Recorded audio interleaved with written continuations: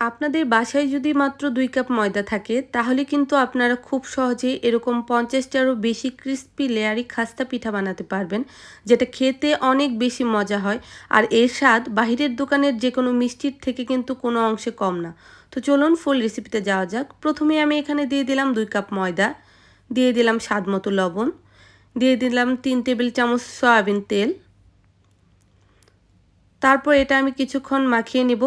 তো এ পর্যায়ে আমার মনে হলো এখানে আরেক টেবিল চামচ তেল লাগবে, তো আরেক টেবিল চামচ তেল দিয়ে দিলাম। এখানে আমার সর্বমোট ৪ টেবিল চামচ তেল লেগেছে। তো এই পর্যায়ে দিয়ে দিলাম পানি। এখানে আমি নরমাল পানি ব্যবহার করেছি। করে একটা ডো গলে তারপর এখান থেকে ৩টা লেচি কেটে নিয়েছি। তারপর এখন একটা মিশ্রণ বানাবো। এর জন্য এখানে দিয়ে দিলাম ২ টেবিল চামচ কর্নফ্লাওয়ার, দিয়ে দিলাম ২ টেবিল চামচ সয়াবিন তেল।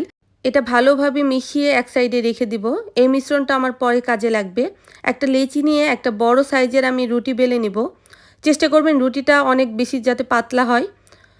শেপ যেমনই হোক, বাট চেষ্টা করবেন রুটিটা যাতে পাতলা হয়। তো উপরে আমি এখানে দিয়ে দিলাম সেই মিশ্রণটা দিয়ে হাত দিয়ে ছড়িয়ে দিয়ে তারপর উপরে দিয়ে দিলাম কর্নফ্লাওয়ার ছিটিয়ে। এখন আমি হাতের সাহায্যে দেখতে পাচ্ছেন কিভাবে রোলের মতো করে নিচ্ছি। এভাবে সাবধানে রোল করে নিতে হবে। এখন রোলের শেষ মাথায় আমি একটু পানি লাগিয়ে এটা লাগিয়ে দিচ্ছি যাতে করে এটা খুলে না যায়। এখন আমি এখান থেকে লেচি কেটে নেব। আপনারা আপনাদের পছন্দ অনুযায়ী লেচি কেটে নেবেন। চাইলে বড় করে কাটতে পারেন, চাইলে ছোট করে কাটতে পারেন। তো আমি এখানে মিডিয়াম সাইজের করে কেটে নিচ্ছি। তারপর দেখতে পাচ্ছেন আমি কিভাবে বানালাম। আমি প্রথমে একটা সাইড ভালোভাবে আটকিয়ে তারপর হাতের সাহায্যে দাবিয়ে তারপর এড়িয়ে দিলাম। দেখতেই পাচ্ছেন আমি পরপর কিভাবে বানালাম। এইভাবে আমি সবগুলো বানিয়ে নিলাম। এখন আমি একটা করে লেচি নিব আর কিছুক্ষণ বেলে একটা শেপ দিয়ে নিচ্ছি। এখানে আমার একটা লিচি থেকে প্রায় ১২টার মতো পিঠা হয়েছে। বাকি যে দুটো ডো ছিল সেখান থেকেও আমি ছোট সাইজের অনেকগুলো পিঠা বানিয়ে নিয়েছি।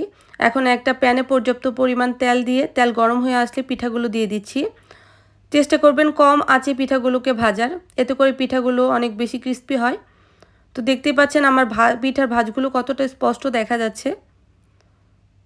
এই পর্যায়ে আমার ভাজা শেষ। এখন আমি এগুলো উঠিয়ে নিব। এভাবেই আমি একে একে সবগুলো পিঠা ভেজে নিব। দেখতেই পাচ্ছেন আমার কতগুলো পিঠা হয়েছে। পিঠাগুলো কিন্তু অনেক বেশি ক্রিস্পি হয়েছে। আর ২ কাপ ময়দা দিয়ে দেখতেই পাচ্ছেন কতগুলো পিঠা হয়েছে। আমি কিছুটা বড় সাইজ রেখেছি আর কিছু ছোট সাইজ রেখেছি। আপনারা যারা চিনি খেতে পছন্দ করেন না তারা কিন্তু পিঠাটা এভাবে খেতে পারেন। এভাবেও খেতে এটা অনেক মজা। এখন আমি শিরার জন্য এখানে ১ কাপ চিনি দিয়ে দিলাম হাফ কাপ পানি। তারপর চিনিটা গলে আসলে এখানে একটু ভিনেগার দিয়ে দিব। ভিনেগার দিলে শিরাটা ক্রিস্টালাইজড হবে না।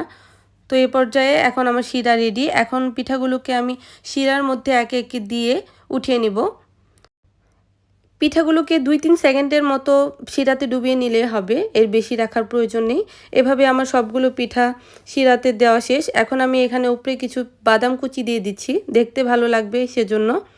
তো দেখতেই পাচ্ছেন আমার পিঠাগুলো কত সুন্দর লাগছে। আর ২ কাপ ময়দা দিয়ে কতগুলো পিঠা হয়েছে, মাশাআল্লাহ। তো চাইলে কিন্তু আপনারা খুব সহজে এভাবে পিঠাগুলো বানিয়ে নিতে পারেন। আমার এই রেসিপিটা যদি আপনাদের ভালো লেগে থাকে তাহলে সবাই প্লিজ আমার এই পেজটিতে লাইক, ফলো অ্যান্ড কমেন্ট করে দিবেন। আর অবশ্যই রেসিপিটা নিজের টাইমলাইনে শেয়ার করে দিবেন।